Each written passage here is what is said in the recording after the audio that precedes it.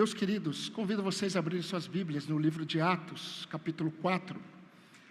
Atos, capítulo 4, versículo 12.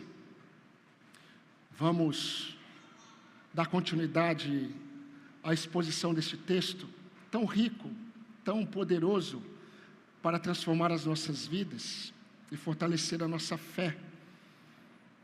Atos 4, versículos de 12 a 14.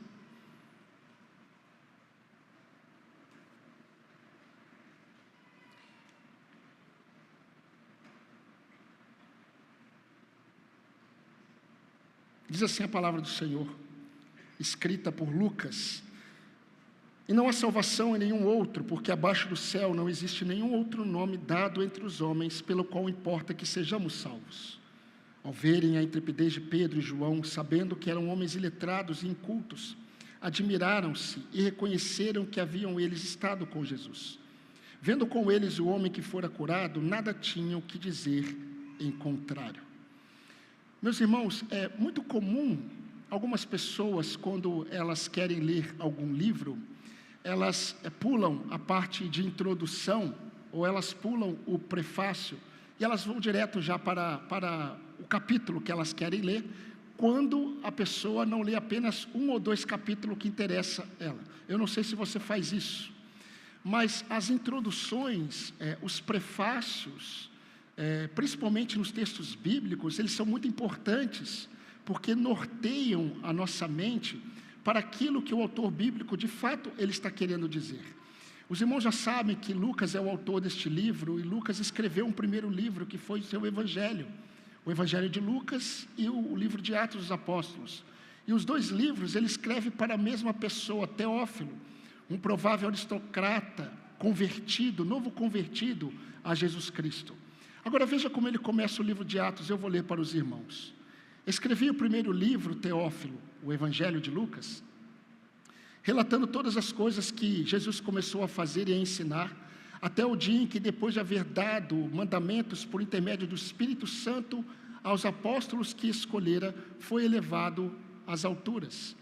Então, nesta introdução do livro de Atos, Lucas ele deixa registrado para Teófilo, neste segundo livro, que o propósito dele é mostrar o início da igreja, a igreja avançando por intermédio, principalmente, inicialmente, dos seus apóstolos, uma igreja que avança neste mundo no poder do Espírito Santo, que é o Espírito de Deus Pai e é o Espírito de Cristo.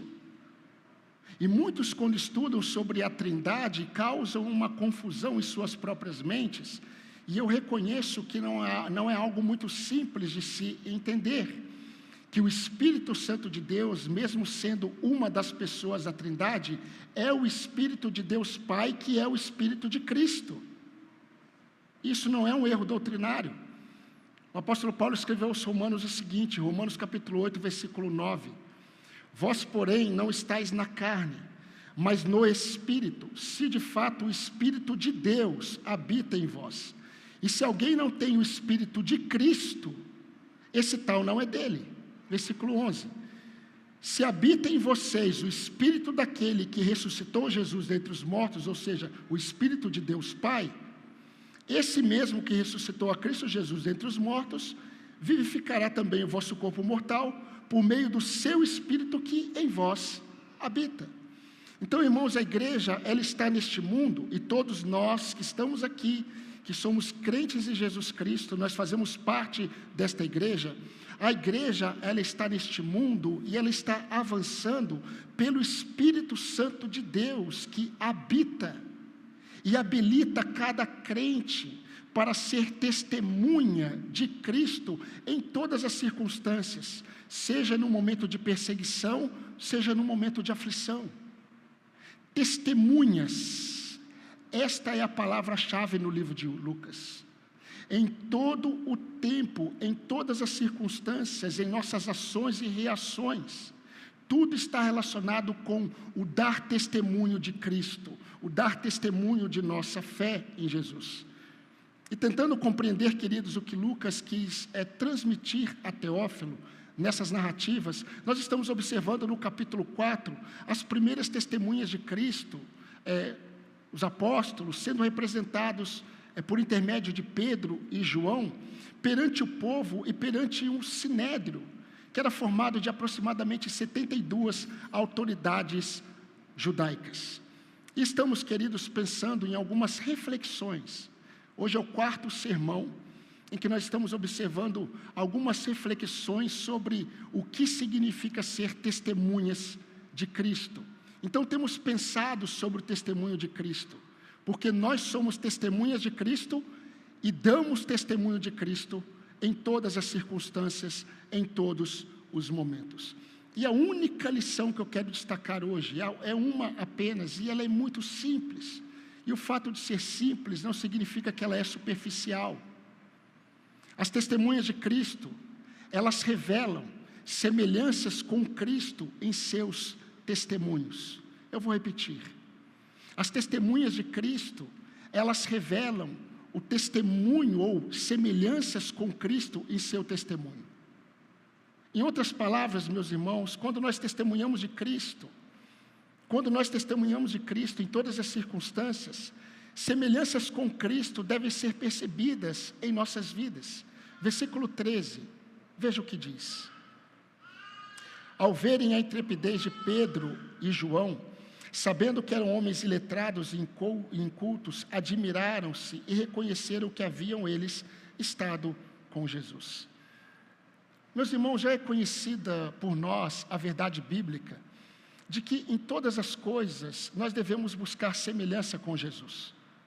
Isso é uma verdade que todo crente, todo o povo de Deus e todas as igrejas evangélicas, eles sabem, desde o início da conversão, que em tudo nós devemos buscar semelhanças com Jesus. Por exemplo, na maneira como nós demonstramos compaixão, na maneira como nós demonstramos misericórdia, na maneira como nós demonstramos, na forma como nós servimos, na forma como nós perdoamos aqueles que nos ofendem, até na forma como nós reagimos diante das ofensas. Em tudo nós devemos buscar semelhança com Jesus. Jesus mesmo, ele ensinou os seus apóstolos, naquele momento de ceia, dizendo o seguinte: eu dei o exemplo para vocês, para que, como eu vos fiz, façais também vocês. João 13, 15. E nós sabemos, meus irmãos, segundo Paulo escreveu aos Romanos, capítulo 8, versículo 28, que todas as coisas estão cooperando para o bem daqueles que amam a Deus. E nós já aprendemos que bem é esse. O bem não é o bem que você planejou, que você espera receber de Deus. Todas as coisas estão cooperando para o maior bem na vida de um homem, que é ser conformado à imagem de Cristo. Nós fomos salvos para isso. Nós somos separados para isso. Por isso todas as coisas estão cooperando para que nós sejamos semelhantes a Jesus Cristo. Mas nós vamos perceber que, quando nós olharmos agora para o texto, as semelhanças que vamos observar, na verdade, as semelhanças que o Sinédrio observou na vida de Pedro e João, não são essas semelhanças que eu acabei de expor para os irmãos.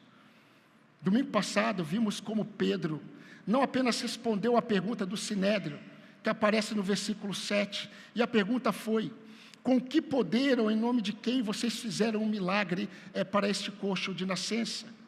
Nós percebemos que Pedro, ele se levanta, e Pedro, com toda a autoridade, ele confronta o pecado das autoridades no versículo 11. Nós não observamos o versículo 11, domingo passado, mas foi um dos aspectos, foi um fundamento de Pedro para confrontar aqueles sacerdotes, aqueles líderes. E ele disse assim: este Jesus é pedra rejeitada por vocês, os construtores, a qual se tornou a pedra angular. Como Pedro faz em todos os seus discursos, em todos, não apenas Pedro, mas todos os apóstolos, João fez isso. Nós percebemos que Tiago também fez isso. Nós percebemos que outros fizeram isso. Eles estão fundamentando os seus discursos, os seus testemunhos na palavra do Senhor. Por exemplo, neste discurso de Pedro, ele está fundamentando a confrontação dele no Antigo Testamento. Ele está fazendo menção do Salmo 118, versículo 22. A acusação de Pedro, meus irmãos, no versículo 11, é literalmente um verso de um salmo muito conhecido que era cantado quando o povo de Israel, em peregrinação para o templo, eles cantavam. Agora veja que interessante, com essa citação, Jesus, ele é a pedra angular que vós, os construtores, rejeitaram, e essa pedra que os construtores rejeitaram, essa pedra veio ser a principal. Isso é uma citação do verso 22 do Salmo 118, e Pedro, quando fala isso, os principais sacerdotes, eles devem ter se lembrado das palavras ditas por Jesus, porque Jesus fez menção desse verso. Jesus, ele usou esse verso do Salmo 118 para confrontar os seus leitores, e veja o que Jesus disse, está em Mateus 21, 43 e 44, Jesus disse assim: porque o reino de Deus vos será tirado, e será entregue a um povo que lhe produza os respectivos frutos. Preste atenção. Todo o que cair sobre esta pedra ficará em pedaços, e aquele sobre quem essa pedra cair será reduzido a pó. A mensagem de Jesus não era uma mensagem apenas de salvação, mas de juízo de Deus. O texto mais usado pela igreja para falar da salvação, que é João 3,16, ele não fala só sobre salvação, ele fala do juízo de Deus.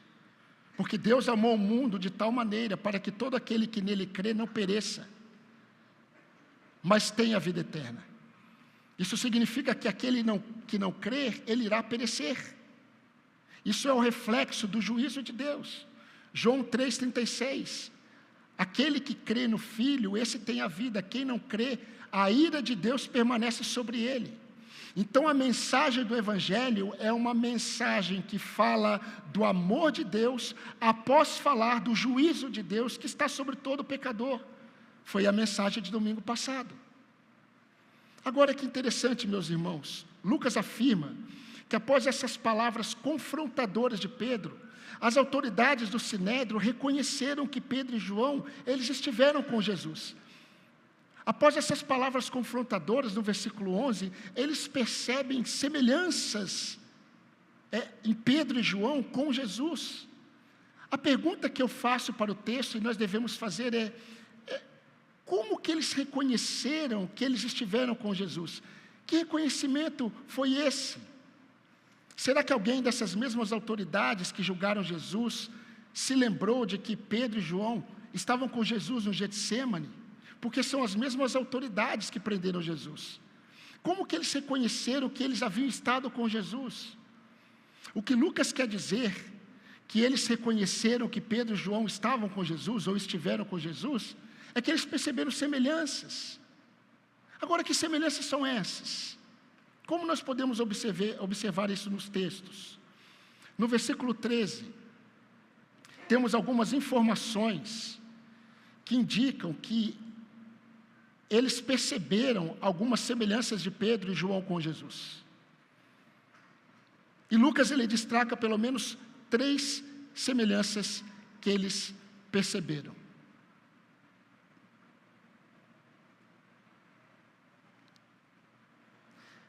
Três semelhanças que eles perceberam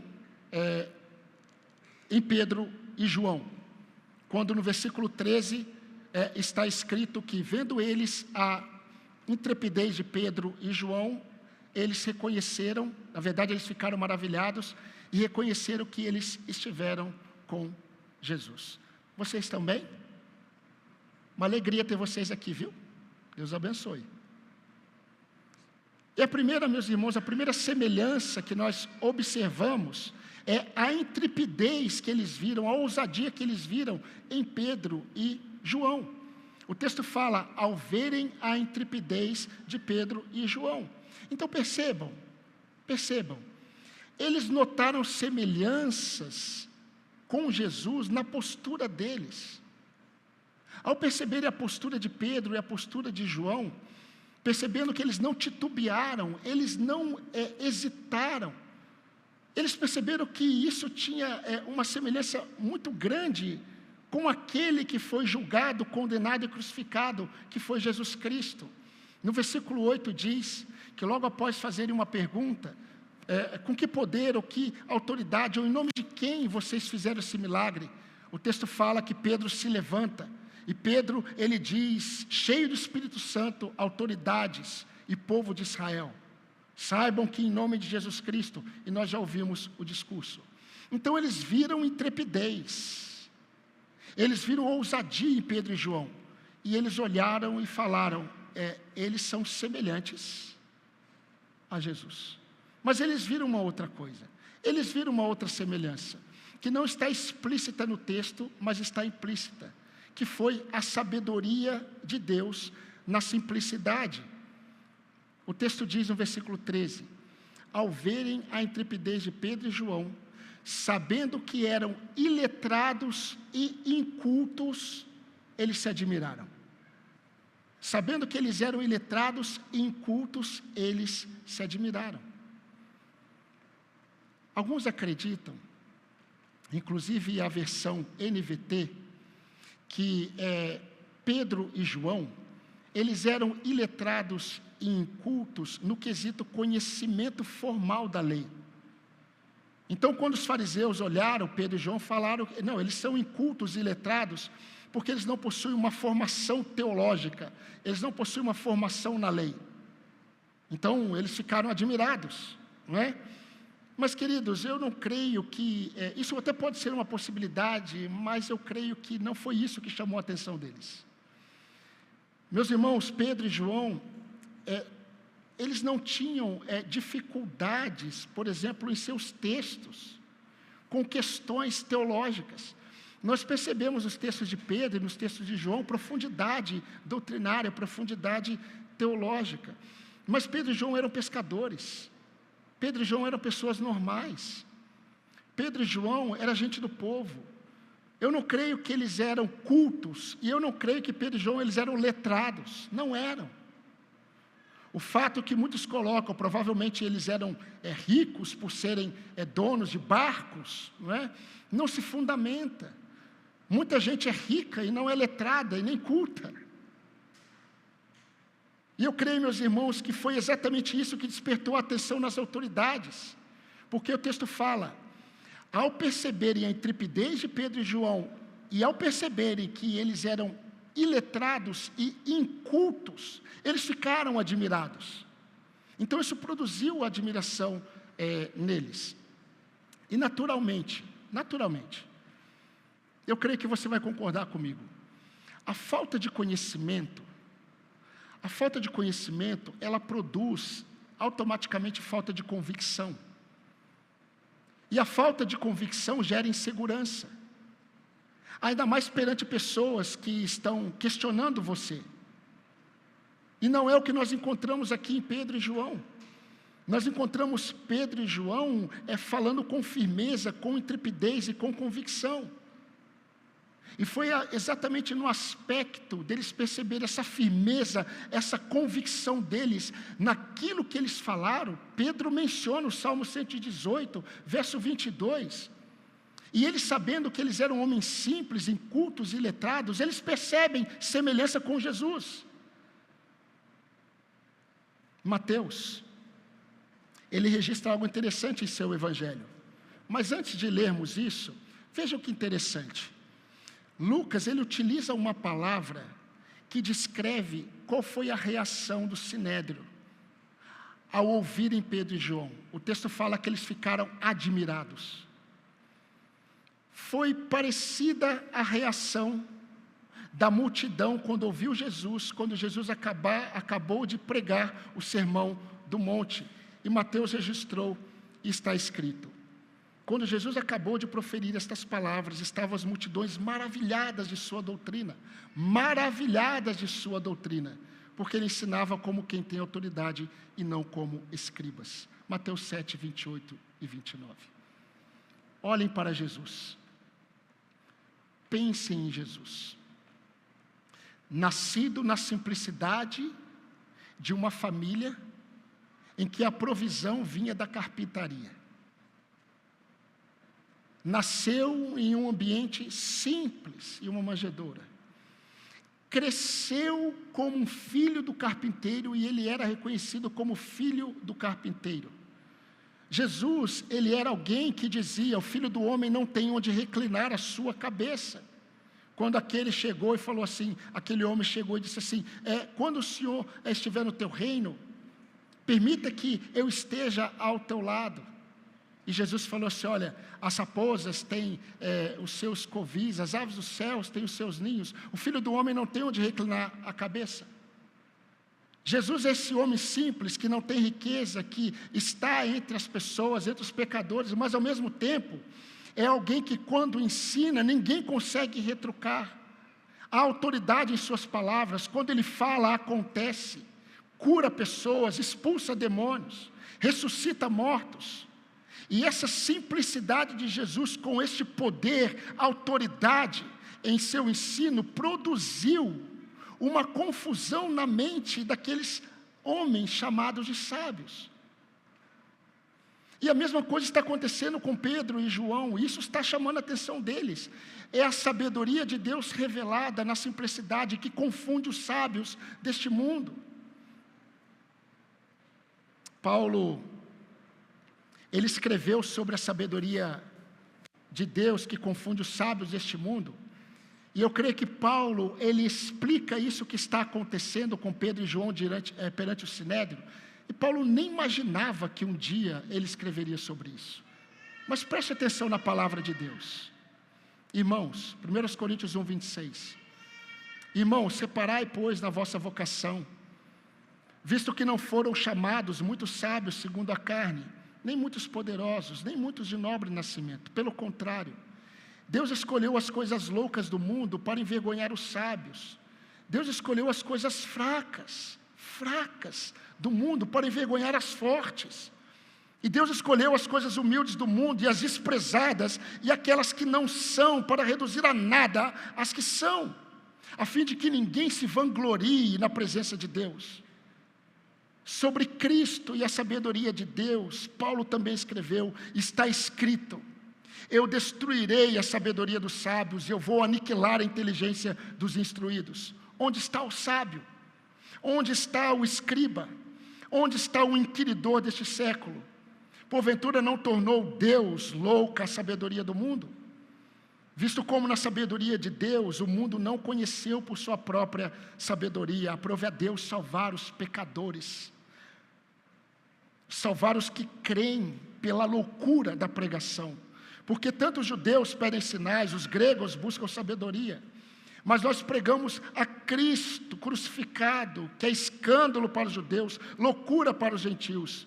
Mas para os que foram chamados, tanto para judeus como gregos, pregamos Cristo, poder de Deus e sabedoria de Deus. Sabe por quê? Porque a loucura de Deus, ela é mais sábia do que os homens.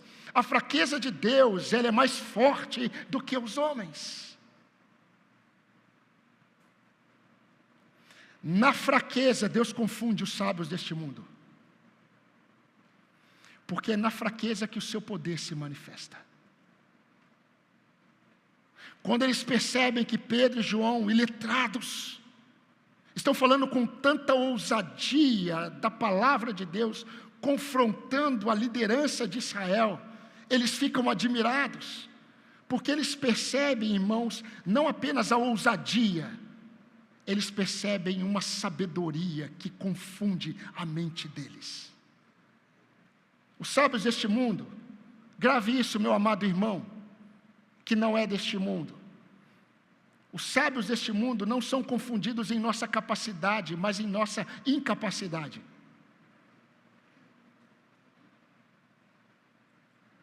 Os sábios deste mundo não ficarão admirados por ver a nossa força, mas por ver o poder de Deus se manifestando em nossas fraquezas. Não na força do discurso, não na força dos argumentos humanos, mas na autoridade das palavras ditas com convicção e dependência de Deus. Grave isso: o que brilha aos olhos dos homens, não brilha aos olhos do nosso Deus. Deus continuará usando as coisas fracas, as que parece que não são, para confundir os sábios. As testemunhas de Cristo revelam semelhanças com Cristo em seus testemunhos, na intrepidez, na ousadia, mas também na sabedoria de Deus que confunde os sábios deste mundo.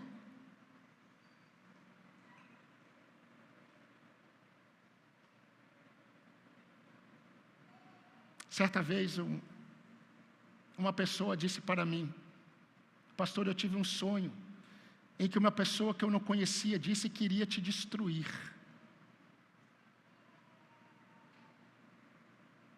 E eu respondi assim: em tudo nós somos perseguidos, mas não destruídos. E sabe por que o apóstolo Paulo escreve aos Coríntios e ele diz isso? Para que o poder de Deus fique em evidência. Porque nós trazemos o tesouro de Deus em vasos de barro. O tesouro de Deus é o evangelho que o Senhor nos confiou. O vaso de barro somos nós. E quando nós estamos abatidos, quando nós estamos fracos, quando nós parecemos que não somos, quando nós somos loucos para o mundo, aí é que nós somos. Aí é que o Senhor manifesta a sabedoria dele e confunde os homens. Confunde. Mas há uma terceira semelhança que eu quero destacar, que são as evidências visíveis. As evidências visíveis. Primeiro, a intrepidez, a ousadia. Segundo, a sabedoria, na simplicidade, na fraqueza, que confunde os sábios. Em terceiro, as evidências visíveis. Versículo 14. Vendo com eles o homem que fora curado, nada tinham que dizer em contrário. Meus irmãos, não apenas o discurso de Pedro e João, ele é poderoso. Mas as evidências presentes manifestavam que a oposição não tinha nada o que dizer. Todas as vezes que alguém chega para mim e diz assim: eles estão falando isso de você, estão difamando você, isso acontece com todo pastor. Estão fazendo isso, estão fazendo isso, estão fazendo aquilo, estão falando isso, e constantemente eu ouço. Eu só digo assim: a palavra de Deus diz, pelos seus frutos conhecereis. Não olhe para o que eu falar, olhe para os frutos que estão atrás de mim, que não tem a ver comigo, tem a ver com a graça de Deus. Veja os frutos. Não é pelas palavras que nós conhecemos a fé de uma pessoa. As palavras identificam a fé da pessoa, mas são os frutos que definem. Então não é o que eu falo, não é sobre o que Pedro falou apenas, não é sobre aquilo que João falou, não é apenas sobre o que eles viram, tem a ver com as evidências visíveis. Visíveis. Então o nosso discurso, ele é poderoso em Deus quando nós pregamos o Evangelho, mas também, queridos, as evidências visíveis testificam a veracidade da nossa fé. Muitas vezes, meus irmãos, o Senhor nos conduzirá em circunstâncias, exatamente para que evidenciemos a nossa fé, não no discurso, mas as evidências visíveis. Nas evidências visíveis. No caso de Pedro e João, eles tinham a presença do homem que fora curado como evidência. Eles tinham um homem que fora curado próximo deles como evidência do poder transformador de Jesus Cristo.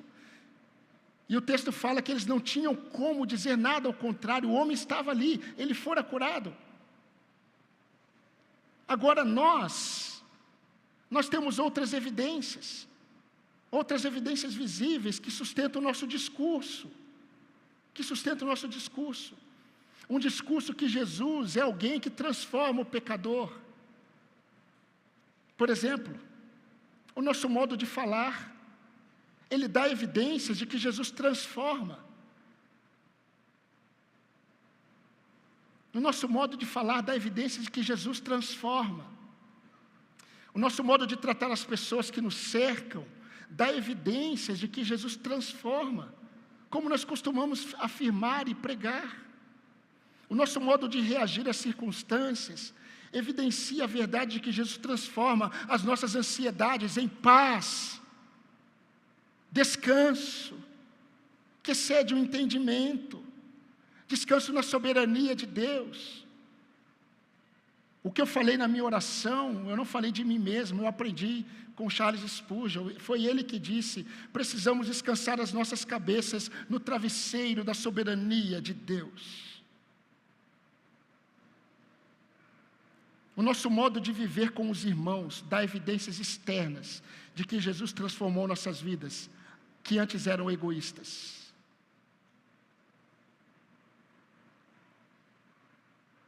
O Senhor dá muitas oportunidades para nós como igreja revelarmos que nós cremos o que é ser igreja.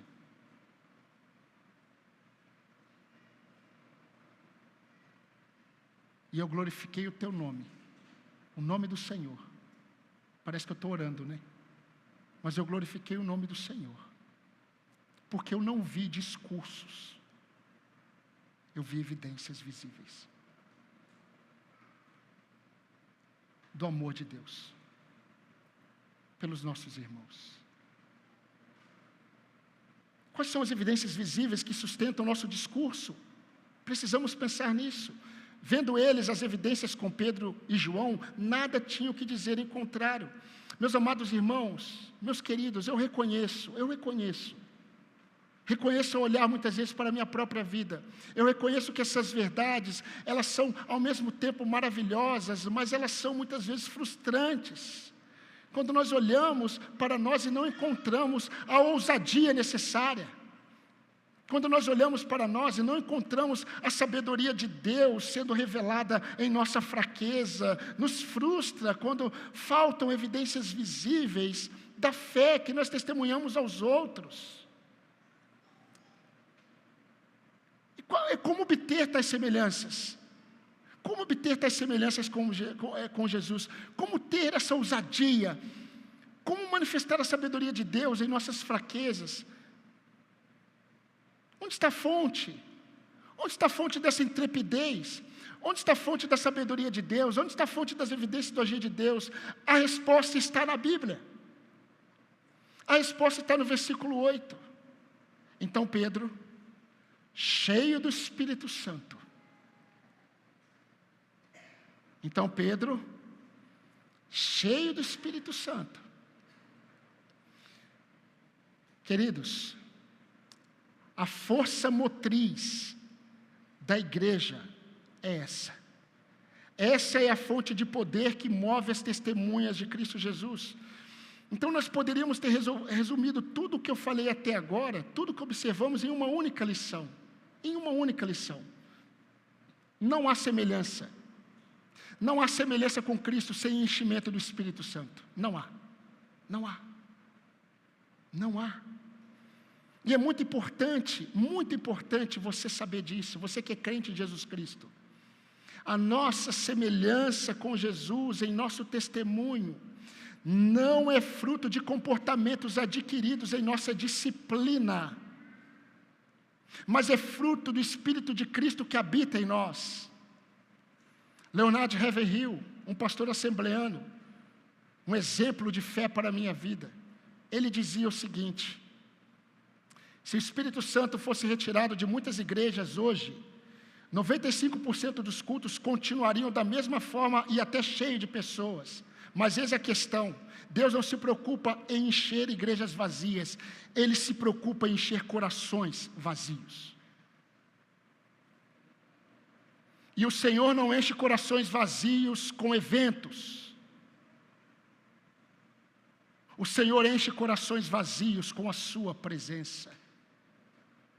E a sua presença na igreja é a presença do Espírito Santo, que habita e habilita cada salvo a ser testemunha de Cristo. Mas a pergunta que eu faço para mim mesmo, e eu fiz para o texto e trago para os irmãos, é: como nos tornar cheios do Espírito Santo? Será que o Espírito Santo nos foi dado como em conta-gotas, e eu vou me enchendo do Espírito? Quando a palavra de Deus diz que Deus não nos deu o Espírito por medida, mas Ele derramou sobre nós o seu Espírito. Então, o que é ser cheio do Espírito Santo?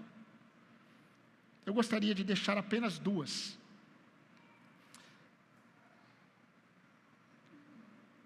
Duas orientações práticas para nós. Nós nos tornamos cheios do Espírito Santo, ou evidenciamos o enchimento do Espírito Santo, quando nós reconhecemos, em primeiro lugar, que é uma ação de Deus, não nossa. Ser cheio do Espírito Santo é uma ação de Deus, não nossa. Falando sobre o nosso testemunho cristão, Austin Phelps, ele disse assim: as pessoas podem recusar o nosso amor, as pessoas podem recusar as nossas palavras, mas elas não têm poder algum para recusar as nossas orações. Isso é verdade. Mas isso é verdade não apenas em relação às pessoas, isso é verdade em relação a nós. Nós, muitas vezes, somos o principal obstáculo para o nosso próprio crescimento. Então, meus irmãos, quando nós oramos pelos outros, Deus vai onde ninguém pode ir, mas assim também é quando nós oramos por nós mesmos. Deus vai onde ninguém pode ir. Quando nós reconhecemos que ser cheio do Espírito Santo depende de uma ação do Senhor, sabemos o que fazer, e o que devemos fazer? Nós devemos orar, nós devemos orar, nós devemos orar. Atos capítulo 1, Atos capítulo 2, quando o Espírito Santo se manifesta, a igreja está em incessante oração. Nunca houve na história da igreja momentos de avivamentos da igreja com louvores, enquanto a igreja está louvando um avivamento. Os avivamentos históricos, reconhecidos como avivamentos, e não foram muitos, aconteceram e muitas vezes em pequenas reuniões de oração.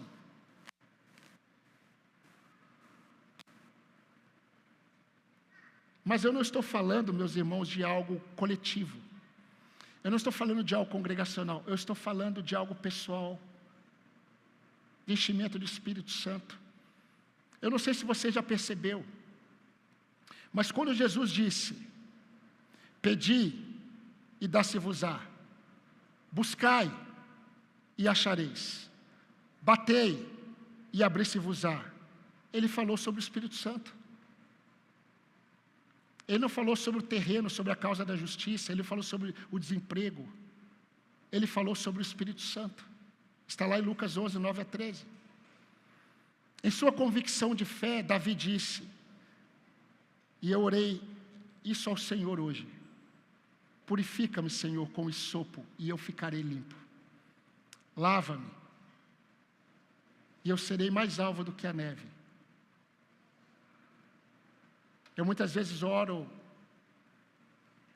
a mesma oração daquele leproso: se tu quiseres, eu serei limpo. É a convicção de alguém que crê quem tem o poder para fazer.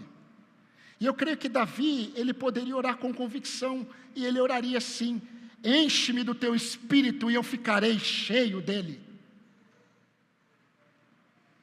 Mas não é só com o reconhecimento que é uma ação de Deus e não nossa. Há também o reconhecimento que depende de nossa renúncia e não de outros. O enchimento do Espírito Santo, ou melhor, a evidência de que estamos cheios do Espírito Santo, começa com o reconhecimento que é uma ação de Deus e não nossa, mas também com o reconhecimento que depende de nossa renúncia, não de outros. Paulo disse, Efésios capítulo 5, versículo 18, enchei-vos do Espírito. Olhando para o texto grego, dá uma outra possibilidade de tradução que diz: deixem-se ser cheios do Espírito Santo enquanto vocês se enchem do Espírito. Então há uma força que nos leva e há uma força de submissão. Enquanto Deus age para nos encher ou para manifestar esse enchimento, nós nos esvaziamos, nós renunciamos, nós nos dobramos, nós permitimos que o Senhor nos conduza. Isso é muito prático. Nós não estaremos, queridos, cheios do Espírito Santo, estando cheios de nós mesmos. Não estaremos. E quando nós entendemos que não há nada melhor neste mundo do que ser como Cristo, e todas as coisas estão cooperando para que sejamos semelhantes a Cristo, isso significa que o Senhor está nos esvaziando de nós mesmos para que nós sejamos cheios dEle. Não há como manifestar enchimento de Espírito estando cheios de nós mesmos. Não há como. Não há. Não estaremos cheios do Espírito Santo se não abandonamos pecados conhecidos. Sem santidade ao Senhor, não há enchimento do Espírito.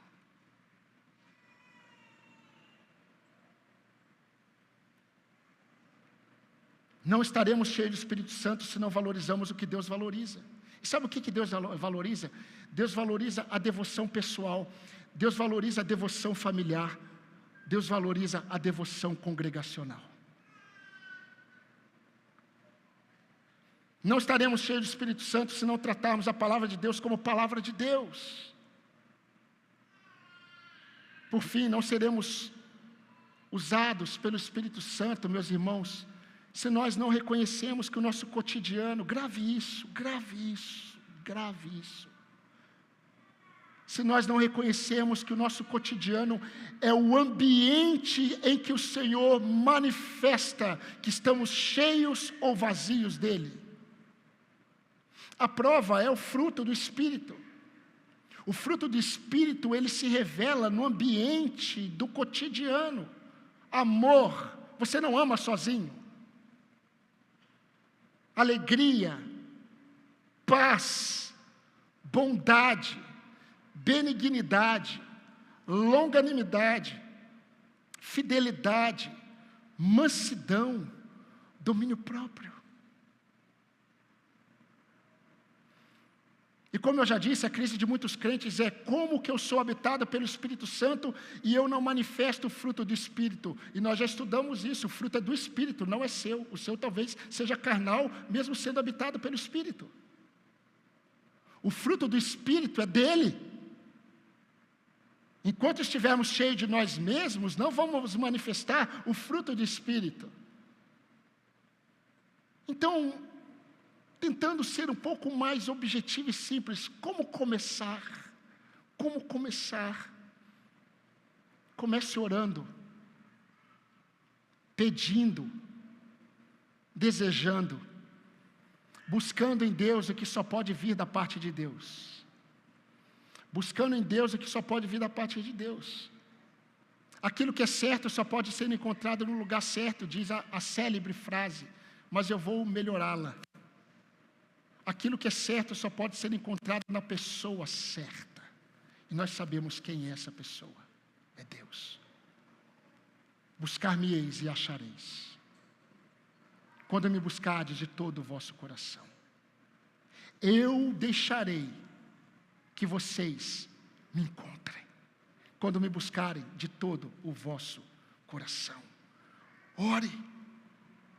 Senhor, eu quero ser cheio do Teu Espírito, porque o Senhor derramou sobre mim o Teu Espírito. O Senhor não me deu o Teu Espírito sob medida, mas o meu espírito precisa estar submisso, ele precisa ser sufocado, para que fique em evidência o Teu Espírito.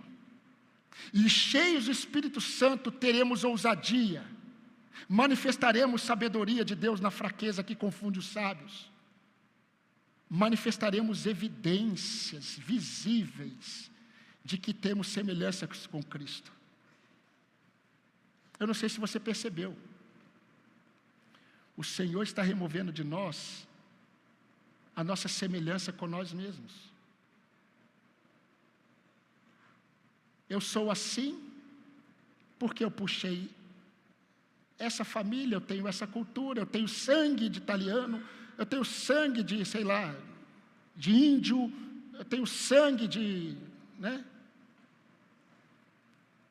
Ok, você pode ter esse sangue circulando sobre você, mas você tem sobre você o sangue de Cristo. E o sangue de Cristo sobre você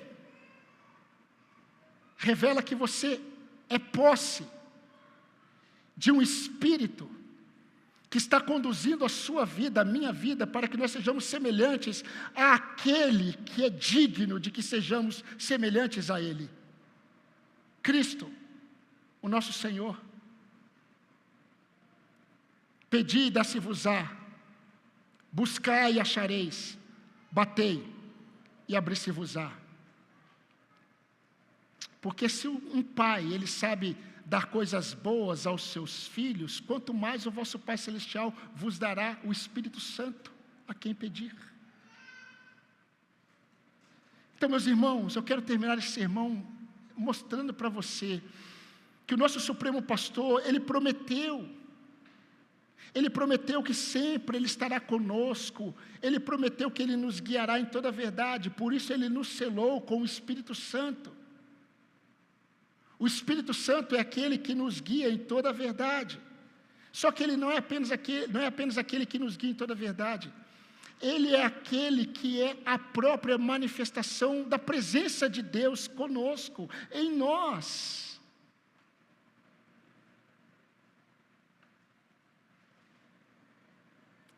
Com essa verdade, busquemos mais ao Senhor, igreja. Busquemos mais ao Senhor para obtermos mais o Senhor. Não obtermos mais o Senhor no sentido de obtermos algo de suas mãos, mas busquemos ao Senhor para que conheçamos ao Senhor e sejamos semelhantes ao Senhor.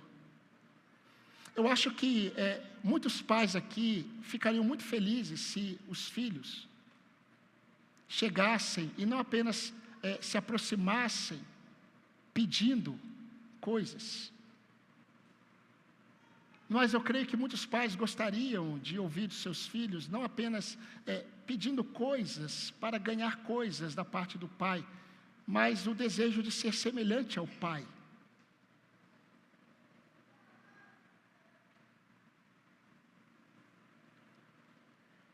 Muitas vezes nós aproximamos perante a face de Deus, um Deus bondoso, cheio de amor, apenas para obtermos favores dEle.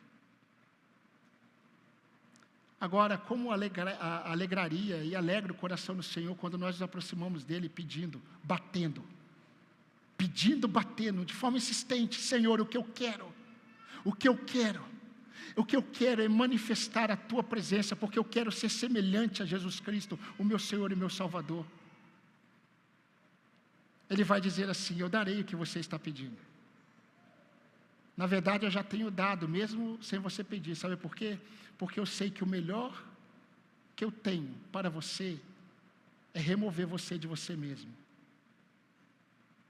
É conceder a você semelhança ao meu filho. Então eu estou usando todas as coisas para este bem. Todas as coisas. Para que vocês sejam conforme a imagem de meu filho. E sabe o que é bom? É bom saber que Ele nos ajudará o tempo todo, para que conquistemos esta bênção e este privilégio, por um único motivo. Ele não é apenas Salvador, Ele não é apenas Senhor, Ele é o nosso pastor. Ele é o nosso Supremo Pastor. E como Supremo Pastor, Ele alimenta, Ele corrige a direção, Ele ensina, Ele protege, Ele consola. Há tempos de correção, há tempos de encorajamento, há tempos de sermos alimentados, existem momentos de sermos consolados, mas nunca encontraremos essas bênçãos, senão na presença do nosso Senhor. Vendo a intrepidez de Pedro e João, sabendo que eram homens iletrados e incultos, admiraram-se e reconheceram: estes homens estiveram com Jesus. Que aqueles que estão próximos de nós, mas principalmente nós mesmos, possamos experimentar essas evidências e pessoas possam dizer: este é semelhante a Jesus. Amém, irmãos? Vamos orar ao Senhor.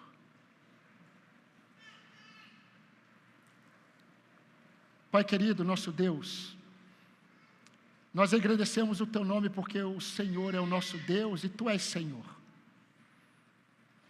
Nós glorificamos o teu nome porque o Senhor nos concedeu e nos selou com o teu Espírito Santo. A fonte de nossa ousadia, a fonte da sabedoria de Deus, que confunde os sábios ao se revelar em nossas limitações, em nossas fraquezas, em nossas impossibilidades. Mas também, ó Deus, é o teu Espírito quem nos concede manifestarmos evidências visíveis de que o Senhor está conosco e de que nós estamos com o Senhor. Por isso, ó Deus, nós desejamos, a partir desta palavra, nós desejamos manifestar, ó Deus, este enchimento do teu Espírito Santo. Então venha sobre nós produzir, agir, mover e remover de nós aquilo que só o Senhor pode, para produzir em nós semelhanças com Cristo Jesus. Confunda a sabedoria dos sábios em nossas vidas. Confunda a sabedoria dos homens, ó Pai, em nossas fraquezas. Confunda a sabedoria dos homens em nossas limitações, em nossas dores, em nossas lutas, em nossas imperfeições. Nos ajude, ó Deus, a sermos homens e mulheres não apenas de discursos de fé ou sobre a fé, mas homens e mulheres que possuem evidências visíveis de que o poder de Cristo Jesus transforma o pecador e anda com o pecador e pastoreia o pecador e conduz o pecador para a eternidade. Louvado e engrandecido seja o teu nome, porque tu és o nosso pastor. De nada sentiremos falta. E é no nome de Jesus que nós oramos. Amém, Senhor.